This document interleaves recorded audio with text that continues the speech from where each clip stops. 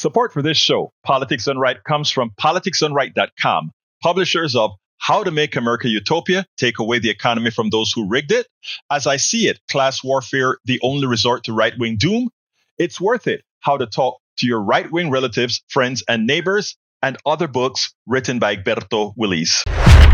Welcome to Politics Done Right. My name is Egberto Willies, your host. Good morning, Houston. Good morning, Harris County. Good morning to the great state of Texas. Good morning to the entire United States. And of course, good morning to the world receiving our signals via the magic of el Internet, formerly known as ARPANET, created by whom? We the people.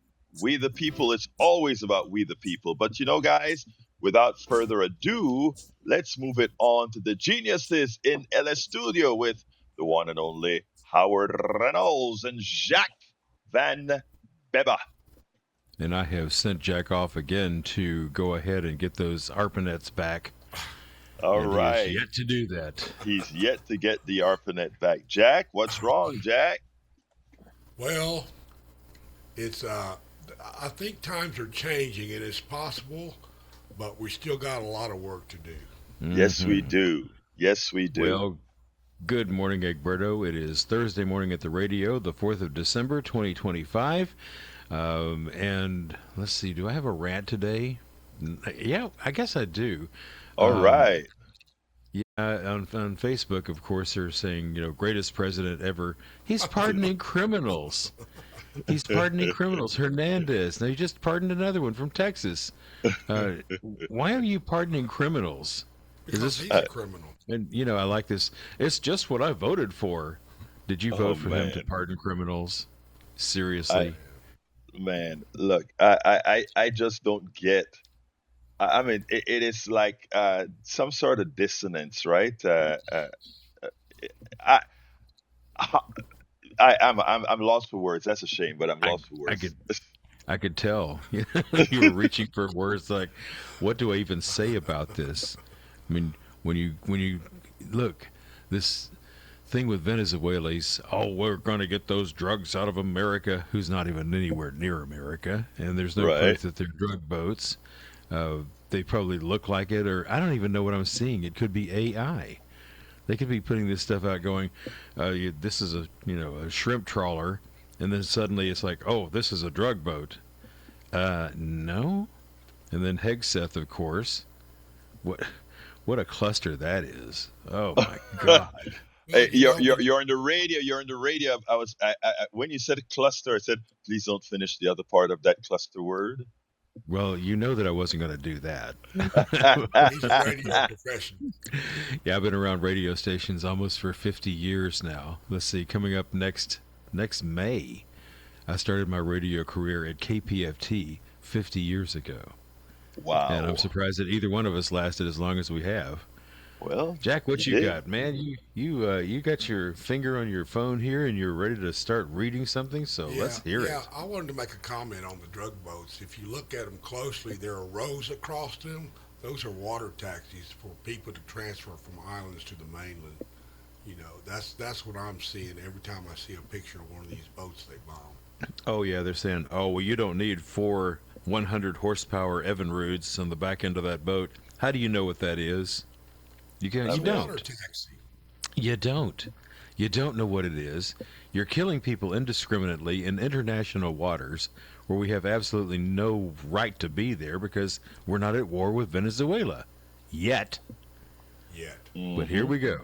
Okay. All right. I'm going to read your program today, Egberto. Excuse me.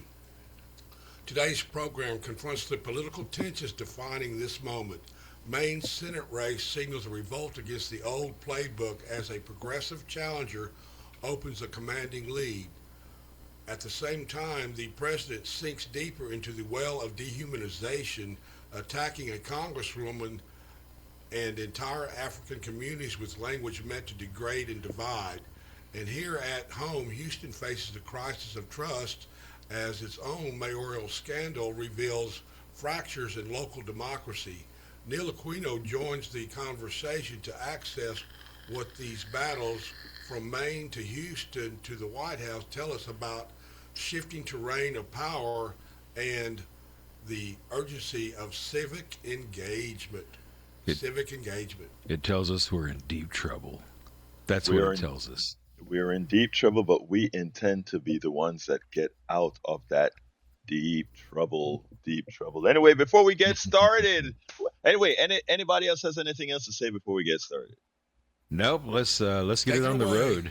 All Take right, it let's away. get busy, and we'll get busy first by saying welcome, Margaret Ryan from Western Washington, Marge KJ as well, Laura, Stephen Rosenwig, LBW La Profesora is in the house, Dennis Easton, Don Manwy, Cindy River Guthries, Mason Morney, good morning, Morney from Charleston, South Carolina, and Cheryl Elkins, our resident scientist from Massachusetts. Of course, Harry is in from Missouri City. We've got Lisa Blair. I've got to remember that. That is Atlanta, Georgia. And of course, Joe from Los Angeles, California. Today is Aquino Day. It's Thursday. We haven't heard from Brother Aquino, I guess, in 2 weeks. So, Senor Aquino, the founder of the Houston Democracy Project, HoustonDemocracyProject.com.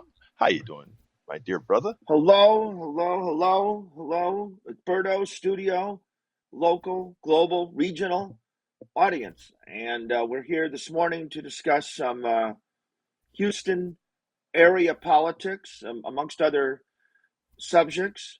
And I wanna tell people right off the bat that there's a Houston City Council election going on right now. If you live anywhere in the city of Houston, you can vote in this election. There is one thing on the ballot. Your ballot will have one item, and that is the at-large for city council race between Alejandra Salinas and Dwight Boykins. That's the only thing on the ballot, and early voting is through the 9th of December. Election day is Saturday, the 13th. And I'm voting for Alejandra Salinas. This is to replace Letitia Plummer, who is running for county judge in the Democratic primary against former Mayor Anise Parker. And Salinas, she describes herself as an Obama Democrat. She is an out lesbian, discusses this. A fairly high-powered attorney at a big trial lawyer firm. She's in her mid-30s, I believe, and she has told me and spoken publicly that she will. Is very cognizant of issues of democracy. She has said that she will oppose ICE vigorously and that she will be independent from Mayor Whitmire when necessary. And so she spoke clearly criticizing Mayor Whitmire for hiding Houston's involvement with ICE and HPD's, in her view, over participation with ICE. Now, this is what she says now. If she's elected, we'll have to hold her accountable. This will shock you, but sometimes they don't do what they say once they're elected. I don't mean to breed cynicism amongst our audience, but so her opponent, Mr. Boykins, his name may sound familiar because he was on council before. He's supported by fire and police unions. I can't, that's really where you can stop right there.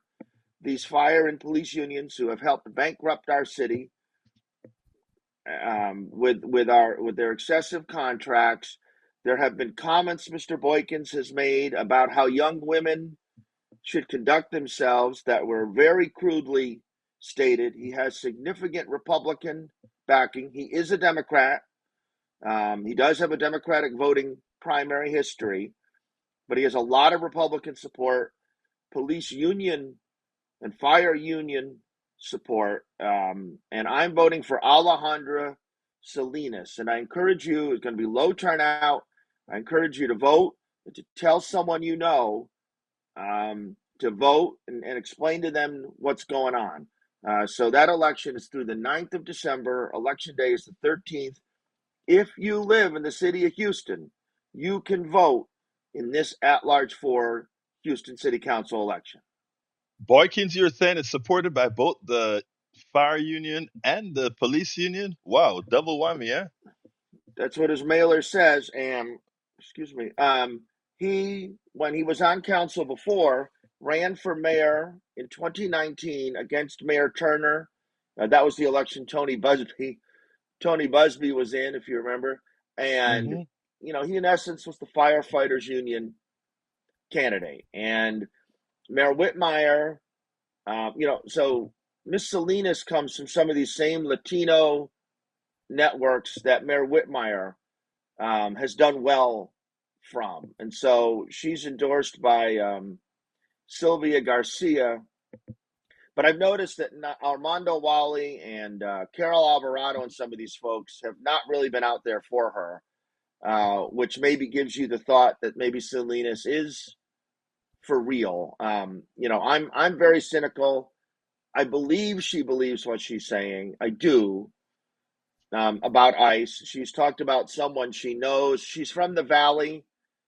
Talks openly about her mother's mental health issues. I talks about her wife. She says these things. I believe she believes them. And we will see if she wins. But replacing Plummer, if Boykins wins, that will move an already overly conservative council further to the right. Yeah, we need first of all, we need young blood there, and having Plummer there before. In fact, it seems like sometimes Plummer, and tell me if I'm right here, but I think it always seems like Plummer was never on the the mayor's bandwagon like many others are. No, Plummer Plummer got started, and not long before the murder of George Floyd, and she's in her second term now, elected to this second term in 2023, and she was wanted more regulating and monitoring of HPD than did the other Democrats on council, and she fell out with the other. It seemed that she felt out with the other black Democrats on council over this issue, and with Mayor Turner. She initially was open to Mayor Whitmire because I think in part she'd had a bad experience with Mayor Turner, but has become very critical of him as well. She has an apartment inspection ordinance that she's been trying to push for years. Next week is her last session of council. She has to resign in order to run for county judge. And that apartment inspection ordinance is supposed to come back. But let me tell you, when I watched that, the apartment association sure has a lot of sway. I watched the recent discussion at council about that apartment inspection ordinance. It has been watered down, and watered down, but it still wasn't watered down enough. And for the apartment association, and these city council members, including the Democrats, were overly willing to listen. But she's leaving, and either Boykins or Salinas. This council is, even though it's 10 Democrats and 6 Republicans, and don't believe that stuff about council being nonpartisan. That's horse hockey.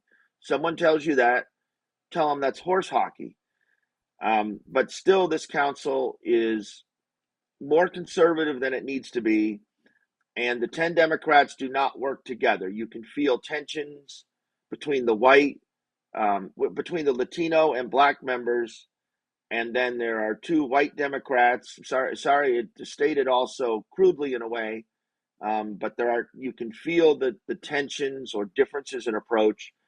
And Mayor Whitmire has such power that they are more really interested in currying favor with the mayor than they are in working together to hold Mayor Whitmire accountable. And they really don't want to talk about ICE. They are desperate to believe police narratives about ICE. And we'll see how long they can sustain that. Well, we all know that that ICE, along with any police department that works with them, presents a clear and present danger to anybody that looks anyway like what some consider Latinos and actually Haitian or whatever. So uh, and when you speak about I mean, whether the council person is going to do as they speak of, let's remember that we have to hold them accountable. One of the things that we normally do is we get enamored with a candidate, and that's not just in Houston, but that's everywhere. We get enamored with a candidate for the things that they say or how eloquent they are, and when it is time to hold them accountable, we don't. I was proud of the Houston Chronicle. You sent me that article last night. How the Houston Chronicle really slammed, and that's putting it kindly, Yeah. slammed the Houston mayor, the mayor of the fourth largest city in the country. They slammed him, and they slammed him well. You're no longer in Austin, brother. You are in a progressive town, and not taking appropriate positions. I'm sorry. And yeah, there's something be said about um, a conservative council in a town like Houston. It is the same as saying Texas is uh, red because Houston doesn't put out its votes in by weight. You know how powerful Houston is, both by population and Hmm. demographics and otherwise. If we decided to vote, Texas would no longer be red. And this goes to states all over. We have to stop having the centers of power underperform. Sometimes I wonder if this is not by design. When I say by design, is that even Democrats, I don't know if you remember during the presidential race, you didn't see a lot of action in Houston. You didn't see, you had a couple of rallies, but you didn't see the action in the neighborhoods. And guess who was given quite a bit of action in the neighborhoods? A group called DSA.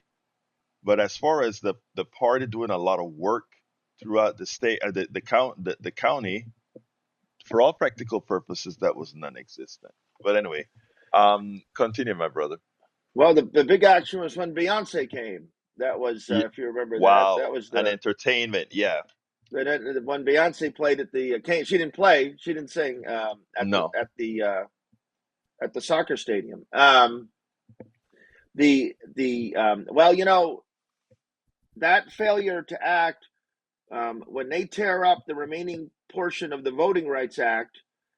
So if you remember, there was the redistricting over the summer right. in Texas, and that's why the Democratic House members left, and then they redrew those districts. A court, the Fifth Circuit, three judges on the Fifth Circuit undid those midsummer redistricting. 3 days later, 2 days later, the Supreme Court put They, back s- yeah, they stated, yeah. those summer districts, and the argument was heard a few months ago in October, I believe, to get rid of the remaining portion of the Voting Rights Act, which still protects some Black and Latino majority districts. Any day now, a decision could come. Let's presume that it upholds the midsummer redistricting. Could also get rid of the remaining portion of the Voting Rights Act, and so Ron DeSantis in Florida has called a spring redistricting session, and he expressly said that he's waiting for the voting rights decision. So to bring it back to Egberto's comment about not much action in the neighborhoods, when that Voting Rights Act goes, they can draw any district they want, and safe legislators in strongly Democratic districts, that ain't going to be the case anymore. And this will go to your state Senate and state House districts. And this contentment to win in predominantly Black or Latino districts with low turnout, that's not going to carry the day anymore. It's gonna be a whole new world, and there's nothing that would stop the Texas legislature from again redistricting the House districts. So the new gerrymander in California may end up being 49 Democrats and 3 One Republican. Republicans. Actually, they have 50. I thought it was 50, but is it 53? I think they got 52. Okay. I think it's 49-3. There is Okay. nothing that prohibits, and I've seen it suggested, say, for example, a 35-3 map In here Texas. in Texas. There's nothing at all that prohibits that. Let me say this though. This is where I am trying to what I think. I think you're absolutely correct that the Voting Rights Act is gone. I mean, we have heard Roberts talk about this from the time he's Yeah. been on the Supreme Court. He just doesn't believe in the VRA. Okay, now he thinks it was a temporary thing, and you would hope that he was right, that the VRA should be Right. temporary, that you should actually be elected based on your merit. Now, in a racialized society, that isn't the case. But here's what I have to say about it. I think, first of all, I think in a lot of minority districts or districts that are districted in a minority fashion, I think, and this has nothing to do specifically with the VRA. It's to me, it's more the candidates. I have not seen these because again it's a located district, go out there and really try to get those voter numbers up, Nope. right? Nope. Go ahead. All right. No, I'm Yes, agreeing with you. I have not seen that, right? And the other thing that I've not seen is and I want to say this with caution. Um, I want not only don't I see a lot of the voting up, a lot of times in some of these districts, I don't see that these guys are because it's so easy to win, that these guys are necessarily doing what they should in these areas and fighting the way that they should in these areas. So while I am in fact wanting the VRA to continue because I still think it's needed, I want people who win in those districts to do what needs to be done, and that is juice up those voting in those districts like anywhere else. I want them fighting to make sure that voting machines aren't scarcer in those areas than in other areas. I want them on TV saying our neighborhoods are neglected by the system systemically. I want to see that. And those are things that I don't see. I would, yes, and we've talked about that. We've talked about that here before, and as the Voting Rights Act goes, and I want to reference what you referenced before we take the calls. The editorial from the Chronicle. They have a new editorial editor, Evan Mintz, and they have taken a more aggressive approach to Mayor Whitmire. From the editorial on immigration, he, meaning Whitmire, is maddeningly inconsistent with the federal government's dragnet creating palpable fear in a city with a majority Hispanic population. He needs to show some backbone. He did earlier this year when he rejected Trump's plans for mass deportation. Then he softened his stance, noting that local officers are required to contact arresting agencies if they encounter a person with a warrant. Then the big reveal, Whitmire openly acknowledging at a conference several weeks ago, HPD's cooperating with ICE. So there's a couple things there quick. He revealed that they were working with ICE at a forum at Rice University. He couldn't reveal that to all the people who come down to council. right? He revealed that in one of his, meetings with people he was comfortable with. He lied about it for months and months. That's the word. Hold on a second, Neil. I was wanting to see the word lied in that article. That's one thing I didn't see. Lied No, in the hold on, it's article. coming. It's coming. Okay. And these warrants, these are the immigration civil warrants that were entered into whatever database they use. So you're pulled over and you don't have a criminal warrant. You haven't committed a crime, but you are in that civil database that they juiced up by adding a bunch of names. And that's how. Now, in terms of lying, and you may have seen this. There's a local immigration advocate from an entity called Fiel, Fiel, Houston, Yeah. named Cesar Espinoza, and he had an exchange. This was over the 15-year-old boy with autism who ended up in ICE or whatever federal detention for 50 days after being referred to them by HPD. He had gotten away from his mother, and when I saw him at council, he was brought to council this week. He did not seem to be overly able to advocate for himself. It appeared to my completely non-skilled observation. And just last week, Whitmire, just this week, Whitmire bizarrely accused Cesar Espinoza of an allegation. I won't even repeat it. That's a lie, Espinoza said. You have proof? I'm going to change your name to Mayor Whitliar because that's what you are. So the Chronicle repeated that, Mayor Whitliar. I've heard that before, but I think Cesar did the good job of popularizing. The mayor's There's new another name. play on Mayor Whitmire's name that I can't say on the air. But Mayor Whitliar, and that made it into the newspaper. That made it into the newspaper. So the upshot I think it was on the title, right? Let's see here. Yes, the title is "You're Not in Austin Anymore," referring to Whitmire's half century where he amassed a $12 million campaign war chest while you volunteer with your free time for these candidates.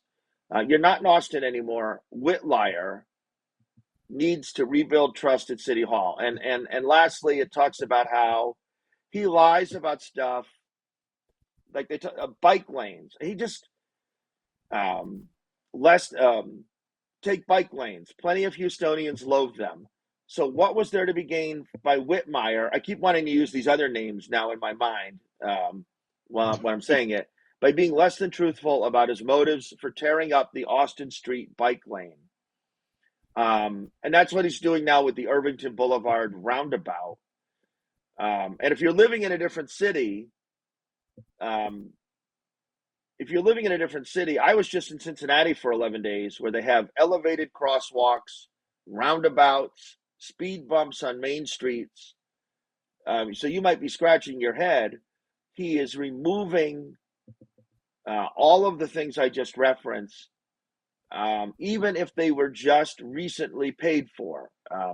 The Irvington Boulevard roundabout just came about in the last year or two with federal funds in part, and he's tearing it up. So it's really something, and it was good to see the Chronicle call him out. It was as harsh as I've seen it. All right, folks, we're taking telephone calls, whether for local or national news, 713-526-5738. Again, that number is 713-526-5738. Look, you mentioned something about the war chest a lot of these politicians have. Yeah. A lot of the war chest, a lot of these politicians have. And they get a lot of volunteers out there working for them, right, on the streets, in the heat of Houston, in the cold of Cincinnati, in doing all these things. when they have these war chests, I want to point this out to a whole lot of our listeners, right? You get these messages in the I'm bombarded. I'm on Yeah. everybody's mailing list. Mm. My mailbox is probably 50% of politicians seeking donations, right? And I'm saying, there's nothing wrong with these politicians getting donations, right? That's fine. But a lot of that donation goes to waste. A lot of that donation goes to build up. What does Whitmire have? $12 million in the bank? A local politician with $12 million in the bank. And what they do is they seek people to work for them for free. Yeah. Look, folks, invest in independent media, guys. Invest in independent media. Some of that cash that these guys are collecting, you kind of wonder why. Hey, Marnie wants to make sure he's from the Pacific Northwest. Marnie, welcome aboard. I just saw a long message. We have the same problem in Ohio, Beth Andrews says. We're very gerrymandered. Our state has about 55% registered Republicans and 45% registered Dems, which should give us 8 rep to 7 Dem representation. But currently we have 10 reps Republicans and 5 Dems, and Republicans are trying to take at least 2 more seats from us. And for many election cycles, there were no Democratic candidates to run in some districts. Blue Ohio is helping a change. By the way, that they're working all over the country, but the gerrymandering definitely makes it difficult for fair representation. And of course, so many people just do not vote. If more people voted, I feel confident that we could get fairer representation despite the gerrymandering. Look, let me just tell you, you can gerrymander only up to a point. Like I told folks, if the conditions in the country remain as it is right now, the gerrymandering will be actually a help to Democrats, because in order to keep these make a district more Republican, you have to go to an overpopulated Republican district and share the vote, and that means diluting the vote possibility, bringing in more Democrats in a lot of these areas. Beware of what you ask for. That 13-point switch in where was that election? That 13-point switch in Tennessee Right. is probative. That wasn't a switch of a bunch of Democrats solely. That's a switch of Republicans throwing their hands up and saying, you know what? Let me try something else. And for those of you that are out there, the activists that are out there, I have a message for you. When you are campaigning in red areas, there are 2 messages to talk to people about. Message number one is, I am not trying to change who you are. I'm not trying to change you from being a Republican to a Democrat. All I'm trying to do is tell you what happens when you vote for each, and you can remain a Republican and vote your interests still. But more importantly, when you go into the ballot box, your vote is between you, the machine, and your God. Remember that. You, your machine, and your God. You can go and vote your interest in that booth and come out and say, yeah, I voted for Donald Trump's guy. Well, remember that. And once people start voting their interests, we'll get the policies we want. Rad, come on in.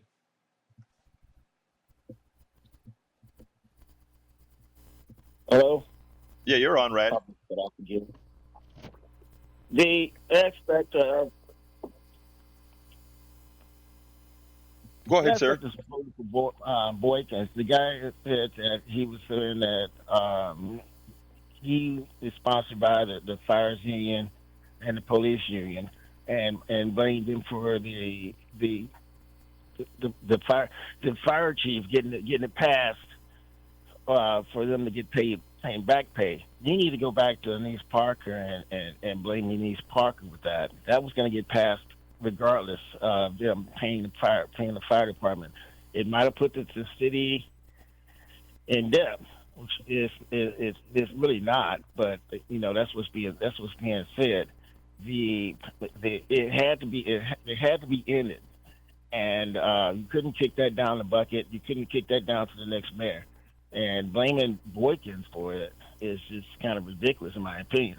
Now, Plummer running on a platform on a platform that she is, she's right. She's been trying to. I was down there. She was trying to get the apartment bill and get more inspections. That's not the case. But you need to be looking at Martinez and all these other people that all they do is side with the mayor. I don't think it's a Republican Democratic statement, but the people down at City Hall right now are running with a strong mayor, and he's running the show. Well, And he's like, going to get a surprise you know, at the next these CEC people are not meeting. going to be what? Yeah, go ahead. No, go ahead. Forget that I said that. Go ahead. Well, you can talk from the suburbs about what goes on in Houston, but Boykins Rad, let me stop you there, Rad. out Let me there. Well, stop I'm you. not in the Rad, suburbs. yeah, but hold on, Rad. Right. Let me stop you for a second. I respect you. You're a good correspondent here at KPFT.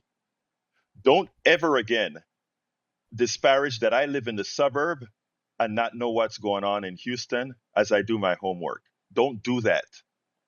Continue, sir. Just because you do your homework doesn't know you what's going on in the city. Sir, Well, again, like I said, now, as a reporter, Rad, I've not disparaged you. Don't do it. Continue. right now, the biggest problem right now is the gentrification of the third ward. They just had a Airbnb just had a big press conference that they were going in and investing millions of dollars into the third ward. That money is not going to keeping people in the community. It's going back to like Airbnb has a bad record of going in and renting out houses with no type of accountability.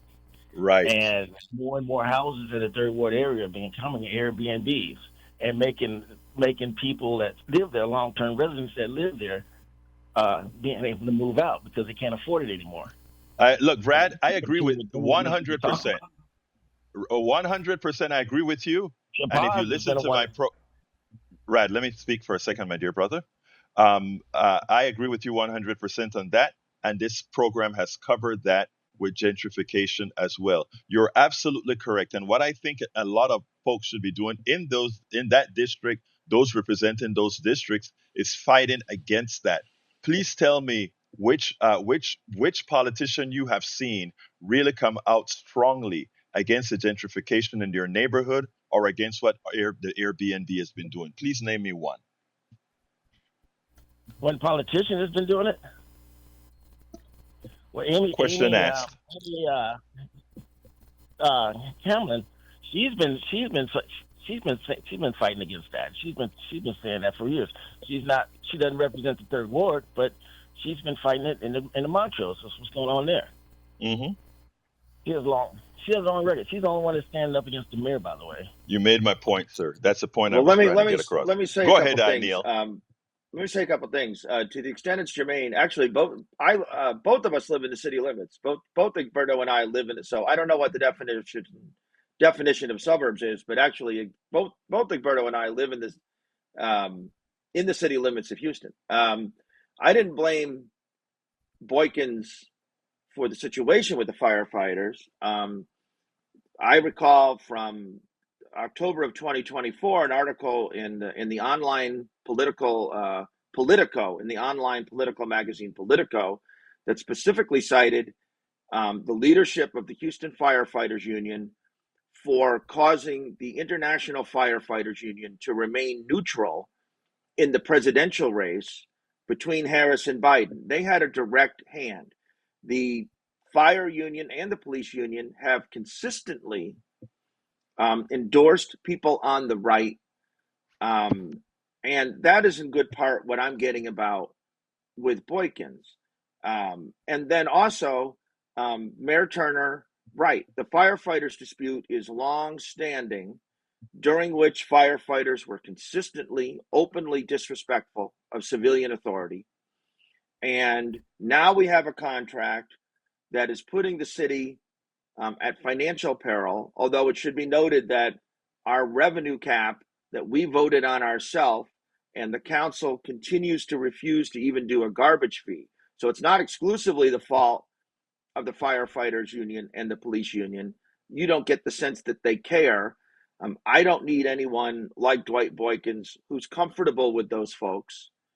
And in addition to his significant Republican support, his voting against the against HERO, which would have enshrined protections for all Houstonians. There's a full bill of particulars against Mr.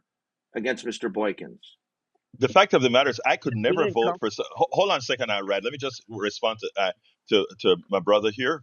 I could never vote for somebody who voted against HERO, especially if that is a person of color. Especially, and there's a reason why, because we understand what being discriminated against is all about. So therefore, I could not. Continue, my brother, Red. Is the whole aspect of working together with people. The police union has always been voting and supporting conservative candidates. So that's out the door. The fire department, though, you have to work with these people, and that's the deal with Boykins getting support of the fire and police union. He has worked with them before on various issues. You should be more concerned with the people that's now on city council that's pushing the homeless out, like Martinez and some other Latino council members. I'm happy to. I can speak to that as well. Yeah, consistently against the homeless. Go ahead, Sure. Neil. Well, I mean, the Boykins-Salinas race is that election is now. There is a whole new with the homeless. I mean, my belief is that they are moving the homeless out of the East End, out of downtown, because what they care about is the World Cup next year, the World Baseball Classic, which is here for a week next year at the baseball field, and worst of all, the Republican convention. And so what all of that is connected to the closing of Polk Street, the expansion of the so-called civility ordinance, which says you can't sleep or even put your stuff down on the sidewalk. And to get to the point being made, Mayor Whitmire promised when we expanded the so-called civility ordinance, and it's now easier to expand it than ever before. They've eliminated some of the process. He said they would not be issuing citations to homeless people, and the citations went up immediately to homeless people. So yes, as we have talked about here before, they are pushing the homeless out into other parts of the city, and this is consistent with Trump. They are getting rid of what they called a housing first approach to homelessness. And New Mexico, we talked about that. I think we brought this subject up here, I think 3 or 4 times. Yeah, 3. Yeah, we have. In New Mexico, I saw an article where they had a homeless camp already, and they had barracks that looked to me like an internment camp for Japanese people in the Second World War. So yeah, they're pushing those people out for these events coming up. A lot of this has to do with the prison. Go ahead, Red, and then I'm going to move on. I'm not trying to take up your show, but no. Red. The Republican convention before, what they did was they had encampments for the homeless. They moved they bust the homeless out of the city, yeah, out of harm's way, so to speak, with what was used, and the Democratic mayor that supported this, and they moved them out of the city until these events are over. And because now they're giving you got to talk about the way you feed the homeless, but that still hasn't been addressed. So a lot of it, Rad, Rad, I need to move on, but I want to say first of all, folks, that is Rad Rich, our brother here at KPFT, reporter with. Tell us how they can get to your program, Rad. People's News, HD2, I think. Yeah, what time? HD2 today at 9 a.m. and Sunday originally originally aired on Sundays at 12 p.m. All right. Well, Unfortunately, on look, HD. don't say. I told you to stop saying that unfortunately stuff, man. Anyway, hey, brother, keep up the good work, Rad. But We'll talk later. All right. Neil, I'll see you soon, Neil. Yes, sir. Good. Yep. Have a Right good back one. at you. Take care, Rad. All right, let's go to Betty. Come on in, Betty. Good morning, Alberto. Good morning, beautiful. Talk to me. Yeah, this is about school bus drivers. I learned in 1990 that I still see them at the grocery stores, and they should not be shopping for groceries or any place they're not supposed to. They do need a raise. The taxpayers don't like to see that. I learned in 1990, but I still see them around. And I'm sure your wife knows that. And anyway, I want to say I'm going to vote for Houston, the ex-mayor. She did not please all the people, which you cannot. She made her house a home, raised kids, dogs. I will let her be my judge. And this is to Howard about the MAGAs, he talked. I get a Christmas card with money and a few words from my white supremacist nephew. He always gets a dig in me. He said with the way the things are now and Biden's inflation, he blames and blush. Oh, Biden. Okay. Love y'all. Love you, Betty. How about that, Howard? Howard, I think she addressed you, Howard. She called you out, She did, Howard. yeah. Well, that's okay. She can call me out. That's fine. We I love think she Betty. called you. I think she called you out on the positive side. If I understood her Yeah. correctly, man. Yeah. Yeah. Well, we love Betty. I always look forward to her calls when I hear when she's on. A lot of times I'm up in my office and I go, "Oh, Betty's on. I better turn this up." She's got something interesting to say. And you know what I love? I think Betty must write her stuff down because she goes one line after the other, and then she's like, "Love you, bye." I love me some Betty. Mhm. Thank you for calling in, Oh Betty. yeah. Anyway, Neil, let me just give a salute to Ledenoob. Is it Ledenoob? Ledenoob. I like that Ledenoob name that we have. Lee the Bearcat from Austin is in with us as well. And of course, we had quite a few more join us in the Substack chat. Quite a few. Jenny School, Marnie. Thank you guys for being here. Glenn Wright. Glenn, we got to set up something, Glenn. You're a great guy. We got to set up something. Let me know so that we can also get our MAGA guy to join us. All right? Let me know. Neil, what else is up? I got some other stories, but but beforehand, I want to play something for the audience before we move on. This is our president, guys. This is our president. I want you to listen to this. This is the president of the United States.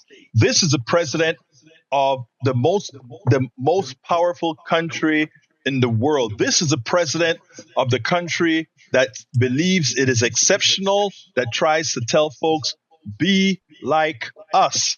Listen to this.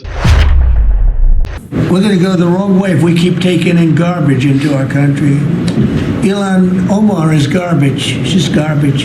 Her friends are garbage. These aren't people that work. These aren't people that say, let's go, come on, let's make this place great. These are people that do nothing but complain. They complain. And from where they came from, they got nothing. They came from paradise, and they said, this isn't paradise.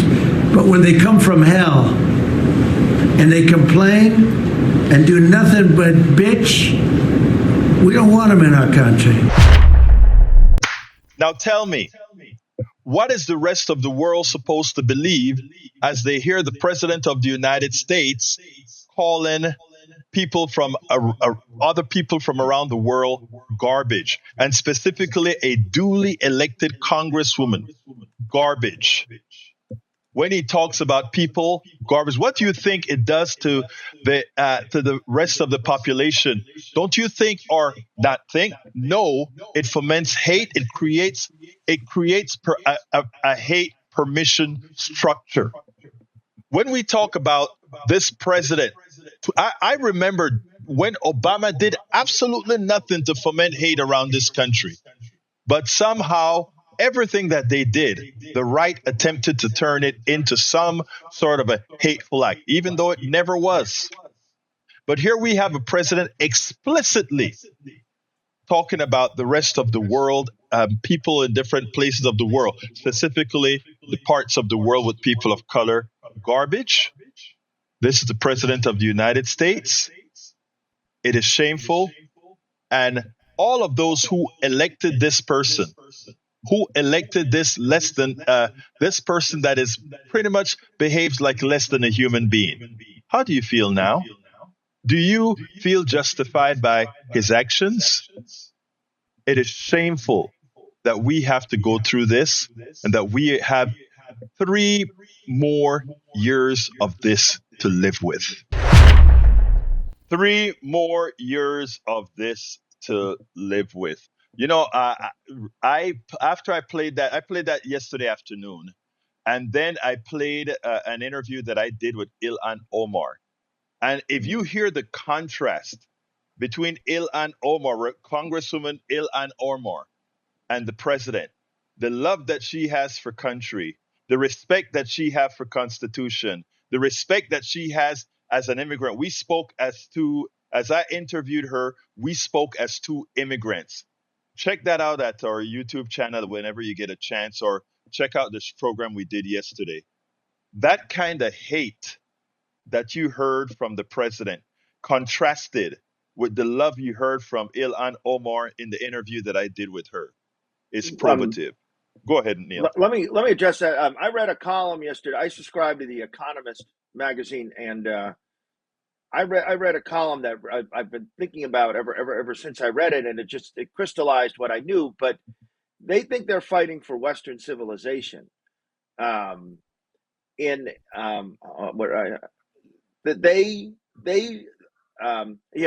Mr. Trump's recent pledges to expel American residents, quote, non-compatible with Western civilization. This is all connected to these right-wing governments that they want in Germany, France, and England with reform part. This is a conversation entirely for another day, but they, in its fullness, but they do not believe that anything other than whiteness is compatible with their concept of the West, And that Europe, is, yeah. Canada, the United States, and it is the most dangerous stuff. It is the most dangerous stuff, and it is underlying these fights about the Somalis, and anyone with brown skin as they round them up through their ICE secret police. You know, it is so sad. I mean, having a diverse population, there is so much good. There is so much when you can do. I'm lost for words right now. Let me go to Johnny. Come on in, Johnny. Line number 2. We don't have a lot of time left. Johnny, line number 1. Line number 1. What am I saying? I'm getting old. You're on, Johnny. Classy lady. Ilhan Omar's a classy lady. Can you hear me okay? Yes, I can hear you, sir. Yep. She's a woman of grace, style. She's well-spoken. When I see and hear her, I feel so good. She makes people around her feel good. I never hear her complain about how she's ill-treated by people like him. She doesn't talk about how the vote is rigged against her. The vote is rigged against her. He's a martyr. He is a martyr.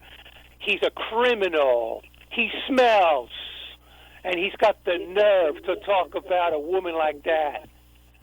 I would, if I wasn't afraid of getting stink all over me, I would spank him.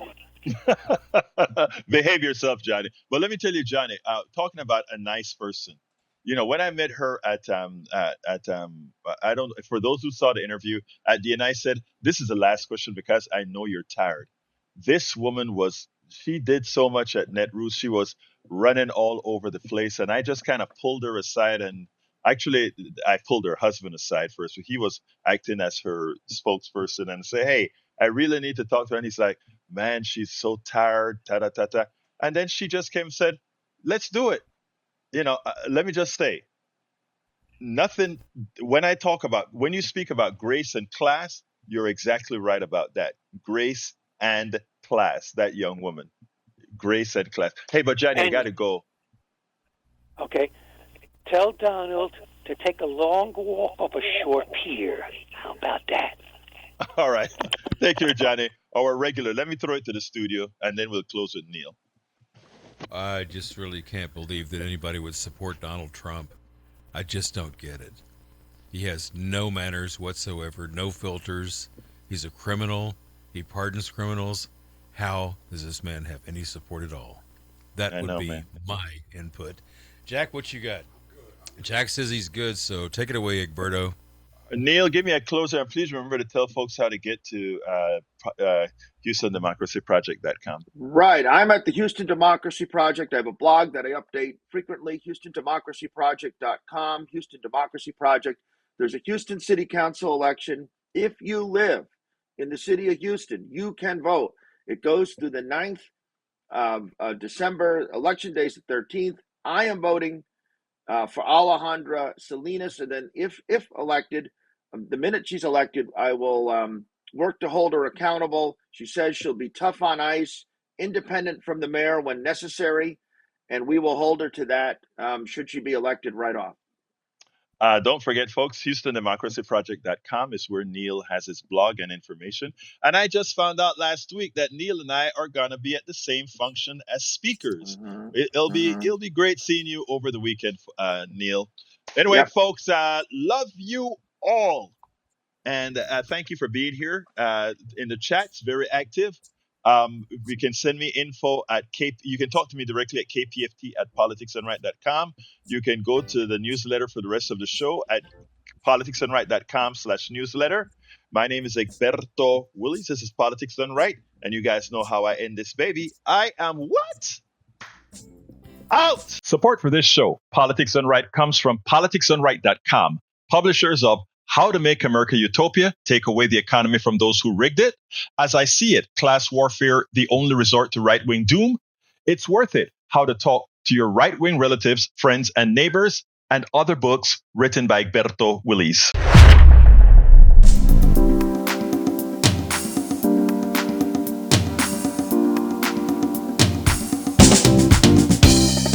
Welcome to Politics Done Right. I am your host, Egberto Willies. This is a progressive program that will take the mystery out of politics. This is the program that will encourage you to make sure government becomes we